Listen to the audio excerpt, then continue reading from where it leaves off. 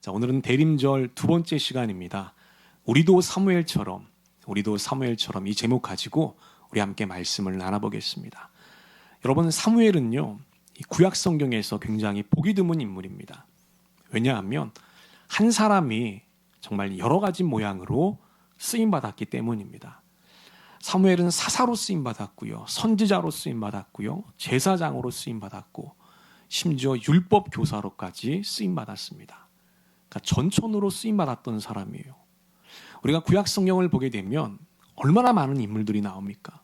근데 그 수많은 인물들 중에서 이렇게 과연 쓰임 받았던 사람이 있을까 싶을 정도로 사무엘은 그렇게 귀한 사명자의 삶을 살았던 것이죠. 아마 거의 사무엘이 유일한 사람일 것입니다. 자, 그러면 우리는 이런 질문이 떠오르죠. 왜 사무엘은 그렇게 여러 가지 모양으로 쓰임 받을 수 있었을까? 여러 가지 이유로 설명할 수 있을 것입니다. 근데 그 중에 하나가 뭐가 있냐면 이 시대적인 배경과도 연관이 있었다는 거죠. 자, 사무엘이 살던 시대가요, 바로 이러한 시대였습니다. 이 시대적인 전환기였다는 것이죠. 어떤 시대라고요? 시대적인 전환기였다는 겁니다. 여러분, 이 시대적인 전환기가 무엇일까요? 그건 시대적인 특색이 바뀌는 시대거든요. 어떠한 시대의 이념이라든지 철학이라든지 아니면 체제라든지 아니면 주축이라든지 시스템이라든지 이런 많은 것들이 변화하는 시기라는 겁니다. 여러분, 이러한 시기에는 당연히 사회적인 혼란이 발생할 수밖에 없겠죠. 사회가 불안정해질 것입니다. 사회적인 분위기가 어수선해지는 그런 시기였다는 것이죠. 사무엘이 바로 그런 시대를 살았다는 거예요. 그래서 여러분, 그 당시 깨어있던 이 몇몇의 소수들이요, 여러 가지 모양으로 쓰임받을 수가 있었던 것입니다.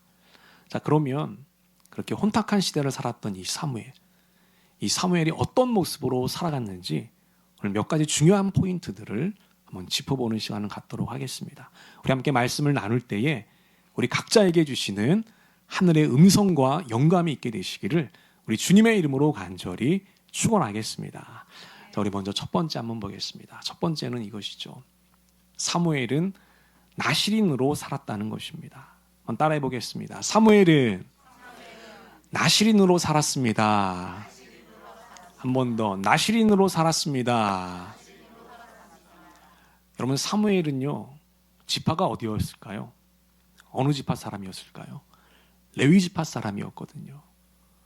여러분, 레위 지파는요, 이스라엘 12지파에서 분리된 사람들이죠. 구별된 사람들입니다.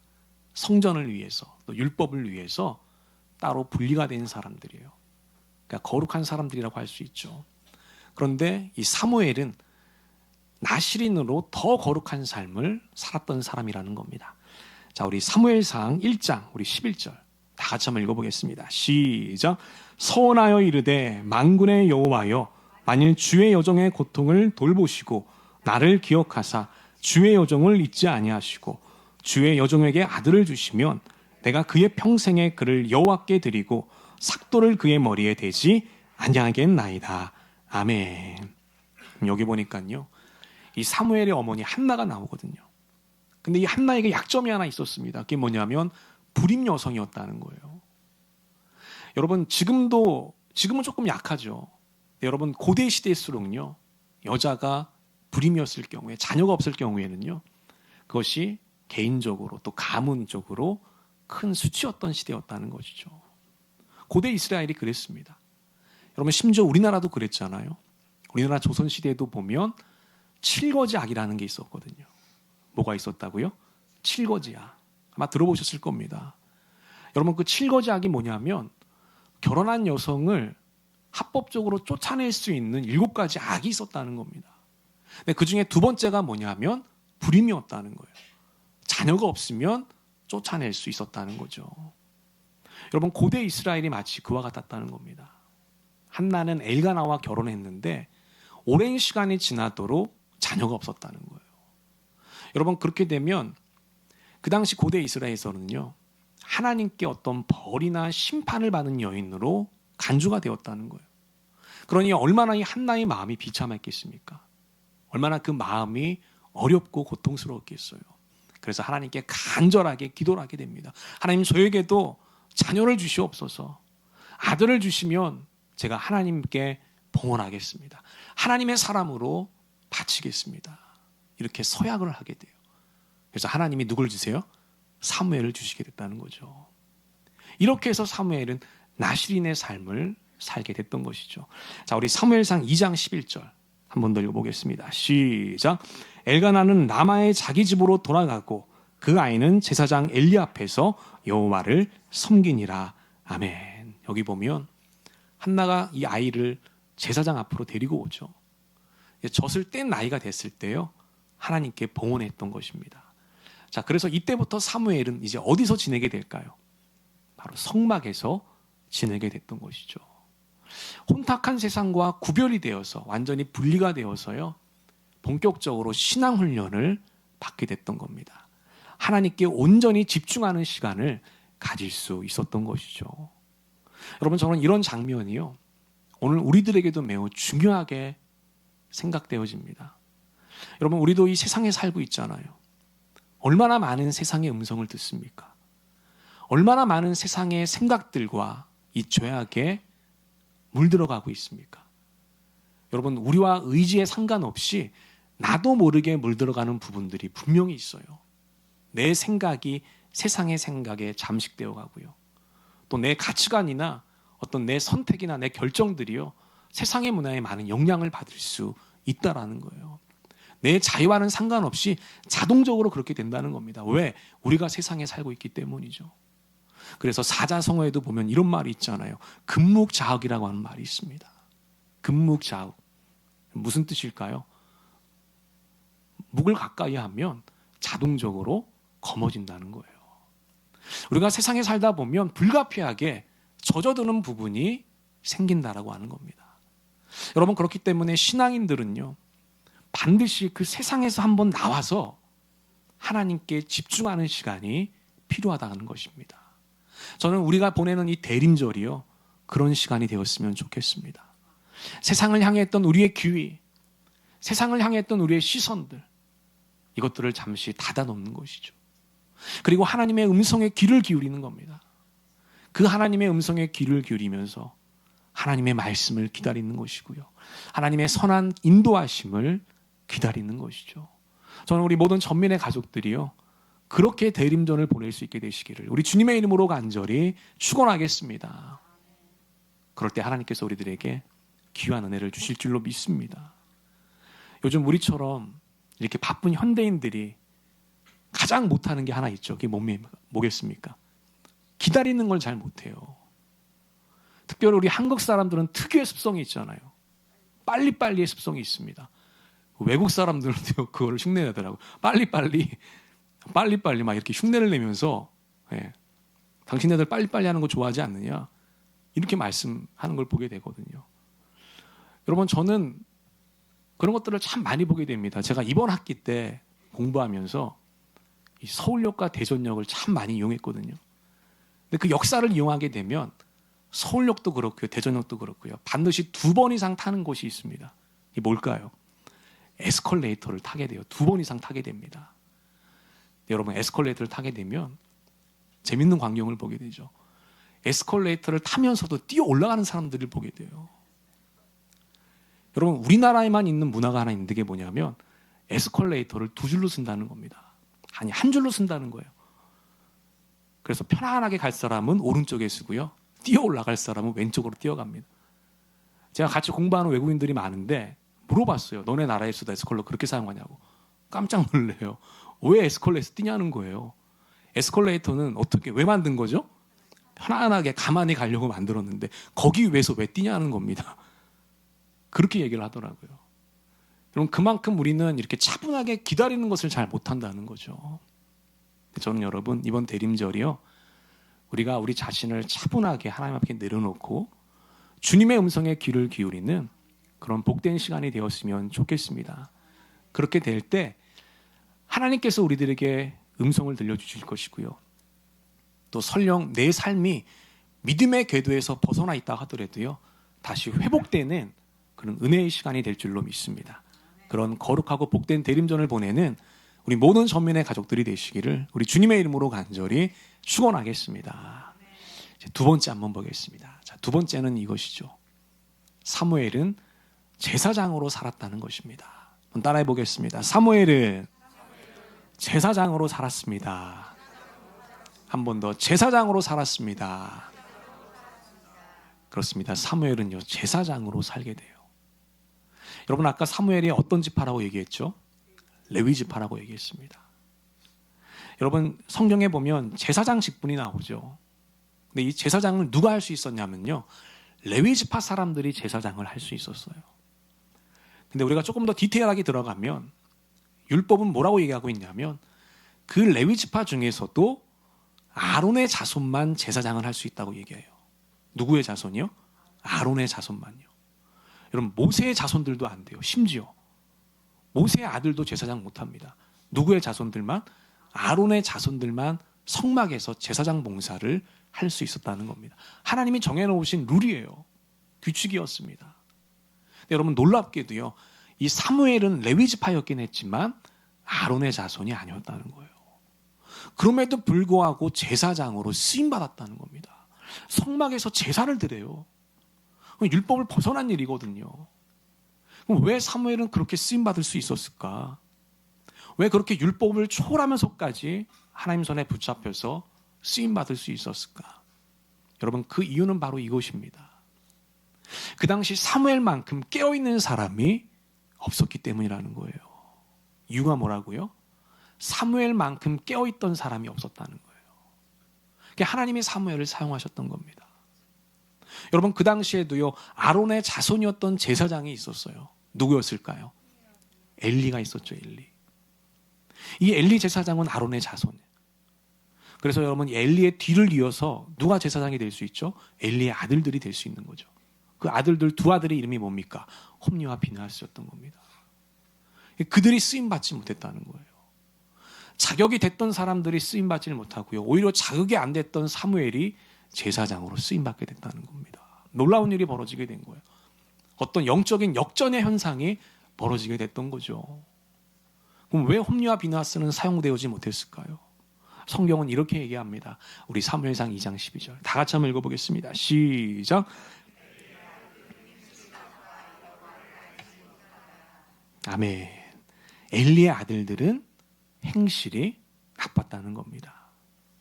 하나님이 보시기에 죄인이었다는 것이죠. 경건한 사람들이 아니었다는 거예요. 그래서 여러분, 자격이 있음에도 불구하고 하나님이 그들을 사용하지 않게 됩니다. 오히려 자격이 안 됐던 사무엘을 사용하는 것을 보게 되는 것이죠. 여러분, 이처럼 이 사무엘은요, 하나님과 아주 친밀한 사람이었다는 거예요. 하나님과 동행하는 사람이었다는 겁니다. 그 혼탁하고 어두운 시대 가운데 하나님과 건강한 관계를 맺고 살아갔던 유일한 사람이었다는 거예요. 우리가 그 장면을 또 볼 수 있는 구절이 하나 있습니다. 우리 사무엘상 7장 9절 다 같이 한번 읽어보겠습니다. 시작. 사무엘이 젖 먹는 어린 양 하나를 가져다가 온전한 번제를 여호와께 드리고 이스라엘을 위하여 여호와께 부르짖음에 여호와께서 응답하셨더라. 아멘. 사무엘이 하나님께 번제를 드리는 장면이죠. 근데 마지막 구절에 보니까 뭐라고 되어 있습니까? 여호와께서 응답하셨더라, 이렇게 말씀해요. 사무엘이 드리는 그 모든 제사와 예배를 하나님이 받으셨다는 것을 알게 됩니다. 이처럼 그 혼탁한 시대에, 그 어둠의 시대 가운데요, 이 사무엘은 하나님과 아주 친밀한 교제, 온전한 관계를 맺고 살았던 유일한 지도자였다는 것을 알게 됩니다. 여러분, 우리가 역사를 보게 되면 이 역사도 어떤 이 패턴과 순환이 있거든요. 풍요로운 시대가 있는 반면에 또 낙후단 시대가 있고요, 영적으로 충만한 시대가 있는 반면에 영적으로 추락한 시대가 있기 마련이죠. 근데 그렇게 안 좋은 시대, 뭔가 영적으로 다운된 시대의 공통점을 보게 되면은요, 리더와 지도자들이 더 타락한 시대였다는 거예요. 참 신기한 현상입니다. 리더와 지도자들이 더 변질된 시대였다는 거죠. 왜 그랬을까요? 여러분, 그들이 갖고 있는 기득권 때문이 그랬습니다. 뭐 때문이라고요? 그들이 갖고 있던 기득권 때문이라는 거예요. 여러분, 기득권이라는 게 무엇이죠? 다른 사람들에게는 없는 특혜와 어떤 권리잖아요. 여러분, 그것을 누구를 위해 사용되어지는 겁니까? 사회와 공동체를 위해서 사용해야 되는 거잖아요. 근데 그걸 누구를 위해 사용했을까요? 자기 자신을 위해서, 자기 가족들을 위해서, 자기 친지들을 위해서 사용했던 거죠. 한마디로 탐과 노래가 됐던 것이죠. 그래서 여러분, 중세시대 때 가장 타락했던 사람이 누굴까요? 교황과 추기경들이에요. 예수님 시대 때도 마찬가지예요. 예수님 시대 때도 가장 많이 타락했던 사람이 성전에서 제사장 노릇하고 있었던 사도계파 사람들이었어요. 여러분, 그 당시 이 사도계파 사람들은요, 정치적인 권력과 결탁이 돼서 제사장 직분을요 매간매직합니다. 돈을 주고 제사장직을 사게 돼요. 그렇게까지 변질되게 되거든요. 오늘 여기 본문에 나와 있는 이 엘리의 두 아들 홈니와 비느하스도요, 그 종교적인 특혜와 권리가 있었기 때문에 하나님의 재물들을 갈취했다고 하는 것이죠. 그래서 쓰임받지 못했던 것입니다. 여러분, 이런 장면들을 보면 오히려 특권이 없는 게 더 축복이 아닌가, 이런 생각이 든다고 하는 것입니다. 엘리의 두 아들들에게 그런 특권이 없었다라면, 그런 종교적인 권리가 없었다라면 그들이 하나님의 재물을 갈취할 수 있었을까? 여러분, 중세시대 때 교황과 추기경들에게 그런 특혜가 없었더라면 그들이 예수님의 말씀을 어기고 그렇게 범죄할 수 있었을까? 오히려 이런 생각이 듭니다. 없는 것이 더 축복일 수 있다는 것이죠. 다 같이 한번 읽어볼게요. 시작. 오히려 없는 것이 더 축복일 수 있다는 것입니다. 아멘. 여러분, 그렇기 때문에 없는 게 뭐라고요? 축복일 수 있다는 거예요. 그렇기 때문에 우리가 없기 때문에 감사할 수 있는 것입니다. 오늘 여러분들에게 건강이 없습니까? 건강이 좀 약하세요? 여러분, 건강이 약하면 몸이 힘이 없는 거잖아요. 몸에 힘이 없으니까요, 죄를 지을 수 있어요, 없어요? 죄를 못 져요. 여러분, 죄도요, 에너지가 넘치고 부지런한 사람이 죄를 짓는 겁니다. 그래서 여러분, 이런 유명한 명언이 있잖아요. 마귀가 안 쓰는 유일한 사람은 게으른 사람이다. 게으른 사람은 마귀도 안 쓴다는 거예요. 왜? 쓰려고 하는데 너무 게을러서 어떻게 뭐 할 수가 없어. 여러분, 몸이 아프면 힘이 없기 때문에 죄를 짓지 못하는 거죠. 얼마나 감사합니까? 혹시 여러분들 중에 재물이 없습니까? 돈이 없습니까? 돈이 적게 있으니까요, 더 큰 범죄에 연루되지 않아서 얼마나 감사합니까? 이렇게 없음으로 인해서 우리가 얼마든지 하나님께 감사할 수 있다는 겁니다. 저는 이번 대림절이 우리의 없음으로 인해서 하나님께 감사하는 시간이 되었으면 좋겠습니다. 그렇게 되기를 주님의 이름으로 간절히 축원하겠습니다. 우리 예수님은요, 하늘의 모든 영광과 부귀를 버리시고 이 땅에 내려오셨거든요. 다 포기하고 이 땅에 아무것도 없이 이 땅에 내려오셨습니다. 근데 참 놀라운 게 뭐냐면, 그렇게 다 버리고 다 포기하고 이 땅에 내려오셨는데 억지로 내려온 게 아니라는 거예요. 감사하는 마음으로, 기뻐하는 마음으로 이 땅에 내려오셨다는 겁니다. 왜 그랬을까요? 우리를 구원하시기 기뻐하셨기 때문이라는 거예요. 우리를 너무나도 사랑하셨기 때문이라는 겁니다. 저는 우리의 이 없음을 통해서 하나님께 감사하는 시간이 되었으면 좋겠습니다. 하나님께 기뻐하는 시간이 되었으면 좋겠습니다. 설령 또 우리에게 무엇이 있다고 하면 그 있는 것들을 우리 주변 사람들에게 흘려보내고 나누어주는 시간이 되었으면 좋겠습니다. 우리가 이렇게 대림절을 보낼 때 하나님께서 놀라운 은혜를 허락해 주실 줄로 믿습니다. 그런 은혜를 누리시는 우리 모든 전민의 가족들이 되시기를 주님의 이름으로 간절히 축원하겠습니다. 우리 마지막 세 번째 보겠습니다. 세 번째는 이것이죠. 셋째로 사무엘은 강력한 중보기도자의 삶을 살았다는 겁니다. 따라해 보겠습니다. 중보기도자의 삶을 살았습니다. 한 번 더, 중보기도자의 삶을 살았습니다. 그렇습니다. 사무엘은 중보기도자의 삶을 살게 되죠. 자, 우리 사무엘상 7장 5절 한 번 더 읽어보겠습니다. 시작. 사무엘이 이르되 온 이스라엘은 미스바로 모이라. 내가 너희를 위하여 여호와께 기도하리라. 아멘.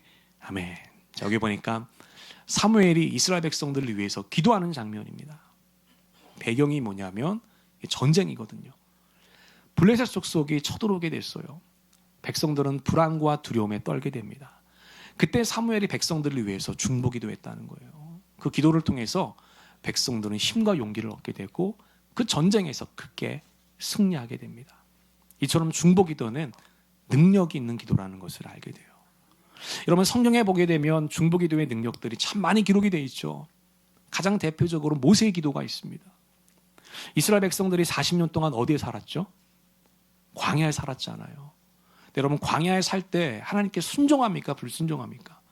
거의 대부분 불순종하는 삶을 살게 되죠. 그때 하나님이 진노하시거든요. 근데 그 하나님의 진노를 잠재울 수 있었던 게 바로 모세의 중보기도였다는 거예요. 그래서 어떻게 보면 이스라엘 백성들이 그 광야에서 40년 동안 생존할 수 있었던 것은 모세의 기도가 있었기 때문이라는 겁니다. 여러분, 또 느헤미야의 중보기도도 있죠. 느헤미야가 중보기도했기 때문에 그 포로 백성들이 고향으로 돌아와서 예루살렘을 재건할 수가 있었던 것이죠. 신약 성경에도 중보기도가 나오잖아요. 베드로가 복음을 전하다 옥에 갇히게 되죠. 그때 누가 기도합니까? 초대교회 성도들이 모여서 다 같이 합심으로 기도하거든요. 그러자 옥문이 열리게 되고 경비병의 눈이 닫혀지게 돼요. 베드로가 무사히 탈출하는 것을 보게 됩니다. 이처럼 중보기도는 강력한 기도가 된다는 것을 우리가 알게 됩니다. 너무나 감사하게도요, 우리 교회에도 중보기도 팀이 있어요. 그래서 여러분, 중요한 기도 제목, 긴급한 기도 제목을 올릴 때 우리 모든 멤버들이 함께 기도하거든요. 그렇게 열심으로 기도할 때 하나님의 응답과 역사가 있는 것을 보게 됩니다. 얼마나 감사한 일인지 몰라요. 그래서 여러분, 사무엘이 이렇게 고백을 하거든요. 우리 사무엘상 12장 23절 다 같이 한번 읽어보겠습니다. 시작. 나는 너희를 위하여 기도하기를 쉬는 죄를 여호와 앞에 결단코 범하지 아니하고 선하고 의로운 길을 너희에게 가르칠 것인지요. 아멘. 사무엘이 뭐라고 얘기해요? 너희를 위하여 기도하기를 쉬는 죄를 범하지 않겠다. 항상 중보 기도하겠다는 겁니다. 중보로서 너희와 동역하며 하나님의 뜻을 이루어주겠다라고 말씀하고 있습니다. 여러분, 오늘 이 대림절 보내고 있는데요. 대림절은 예수님이 이 땅에 내려오신 것이잖아요. 예수님이 이 땅에 내려오는 것은 자기 자신을 위해서 내려오신 것이 아니죠. 바로 다른 사람들을 위해서 이 땅에 내려오셨다는 것을 보게 됩니다. 그래서 예수님의 이 성육신은요, 우리가 기도의 관점에서 보면 그 성육신 자체가 예수님의 중보기도인 거예요. 우리를 하나님 자녀 삼아주시기 위해서, 우리를 구원 백성 삼아주시기 위해서 예수님께서 몸을 입고 이 땅에 내려오셨던 것이죠. 저는 우리의 신앙생활이요, 나만을 위한 신앙생활이 아니라 다른 사람들을 위한 신앙생활이 되었으면 좋겠습니다. 우리 교회와 공동체와 하나님의 나라를 위한 신앙생활이 되었으면 좋겠습니다. 우리의 시선과 우리의 그릇이 그렇게 확장될 때 하나님께서 확장된 그릇만큼 우리를 사용해 주실 것이고요. 우리의 그런 헌신을 통해서, 우리의 믿음을 통해서 우리의 주변은 더 밝고 빛나게 변화하게 될 줄로 믿습니다. 복음이 심겨지게 될 것입니다. 하나님의 축복이 흘러가게 될 것입니다. 하나님의 나라가 확장되며 많은 영혼들이 주님께로 돌아오는 좋은 열매들이 맺어지게 될 것입니다. 이번 대림절 우리가 이웃들을 생각하시면서, 또 여러분 주변에 있는 다른 사람들을 생각하시면서 그들을 위해서 기도할 수 있는 귀한 대림절을 보내게 되시기를 우리 주님의 이름으로 간절히 축원하겠습니다. 새롭게 시작하는 이번 한 주 우리 예수님의 삶을 묵상하시면서 복된 대림전의 은혜를 누리는 우리 모든 전민의 가족들 되시기를 우리 주님의 이름으로 간절히 축원하겠습니다. 아멘. 우리 기도하겠습니다. 하나님 아버지.